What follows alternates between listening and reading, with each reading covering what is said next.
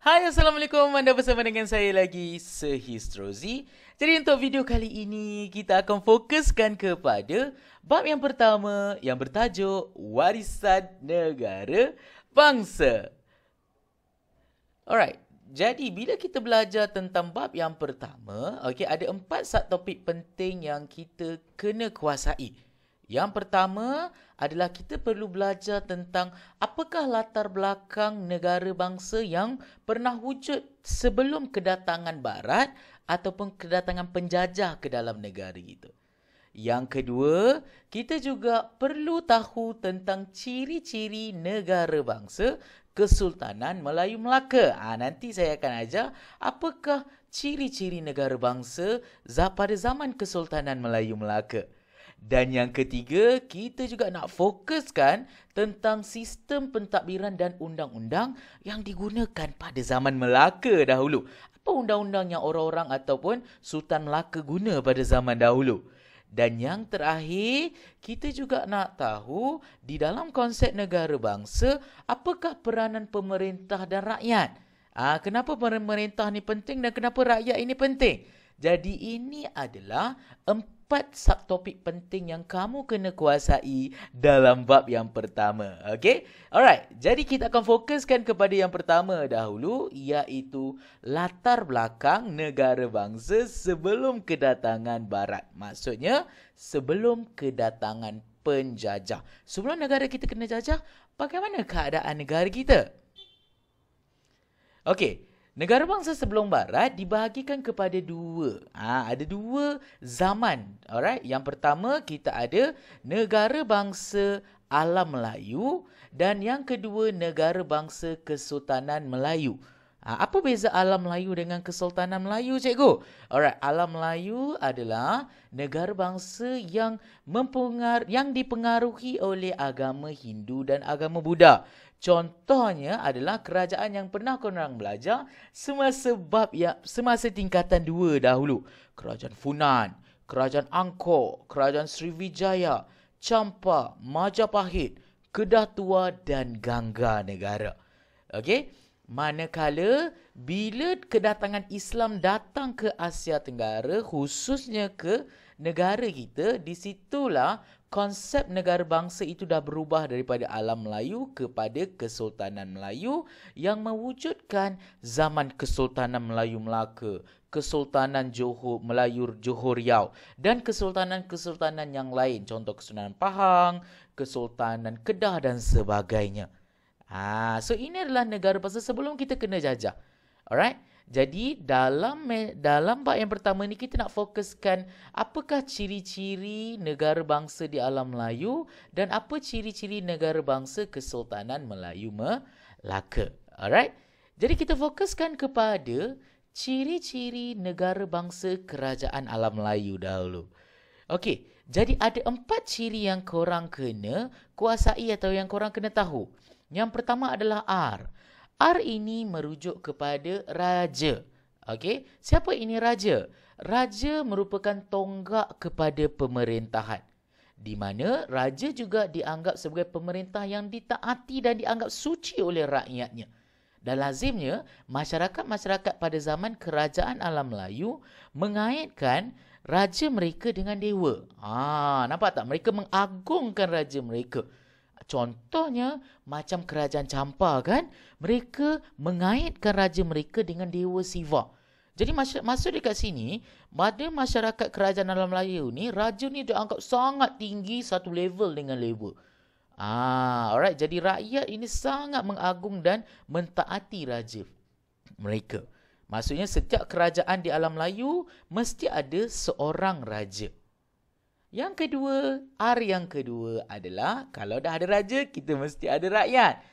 Rakyat adalah masyarakat yang diperintah oleh raja. Dia adalah masyarakat yang mengakui pemerintahan seseorang raja itu. Dan apa tugas rakyat kepada raja adalah perlu sentiasa memberikan taat setia kepada raja. Kan raja dah dianggap suci dan agung kan? Jadi rakyat kenalah beri taat setia kepada raja.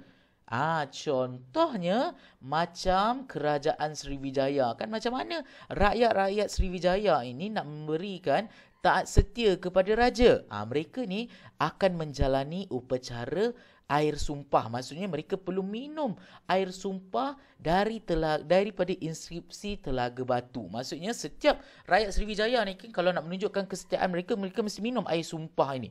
Barulah mereka dianggap sebagai rakyat Sriwijaya yang sejati. Begitu. Okey? Dan yang ketiga, ciri yang ketiga adalah undang-undang. Undang-undang ni perlu ada pada setiap kerajaan. Alright? Daripada zaman dahulu sampailah ke hari ini. Even hari ini pun kita ada undang-undang kita sendiri. Ianya adalah peraturan yang digunakan untuk kesejahteraan negara dan menjadi panduan kepada pentadbiran. Maksudnya panduan kepada raja, panduan kepada pembesar. Setiap kerajaan dia mesti ada undang-undang dia untuk mengawal gerak-geri atau mengawal tingkah laku rakyat. Contohnya, kalau dekat kerajaan Majapahit, nama undang-undang yang digunakan dinamakan sebagai Kutara Manawa. Ini pada zaman kerajaan Alam Melayu. Dan ciri yang terakhir, kamu kena tahu kita juga ada, atau kerajaan Alam Melayu juga ada wilayah pengaruh. So, apa ini wilayah pengaruh? Wilayah pengaruh ini adalah kawasan negara tersebut. Kawasan yang mana rakyat-rakyat yang tinggal di kawasan tersebut, dia mengakui pemerintahan seseorang raja itu dan tidak mengakui raja lain. Jadi mana-mana kawasan yang mengakui raja itu sebagai pemerintahnya, maksudnya kawasan itulah kawasan milik pemerintah atau raja tersebut. Alright. Jadi kebesaran ataupun luas wilayah pengaruh ini bergantung kepada rakyat dia. Rakyat mana yang mengakui raja tersebut? Rakyat mana yang mengakui raja ini? Rakyat mana yang mengakui raja yang lain? Contoh macam kerajaan Funan. Alright, dia tulis kat sini, antara wilayah-wilayah pengaruh kerajaan Funan adalah seperti di daerah Sungai Mekong dan juga di sekitar Mian, selatan Mian. Dia ada beberapa lagi, tapi ini saya bagi 2 contoh sahaja.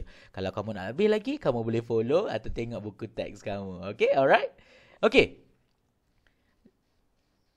Ini adalah 4 ciri-ciri negara bangsa kerajaan Alam Melayu yang kamu perlu tahu. Maksudnya, setiap 7 kerajaan Alam Melayu ni mesti ada 4 ciri ni. Wajib.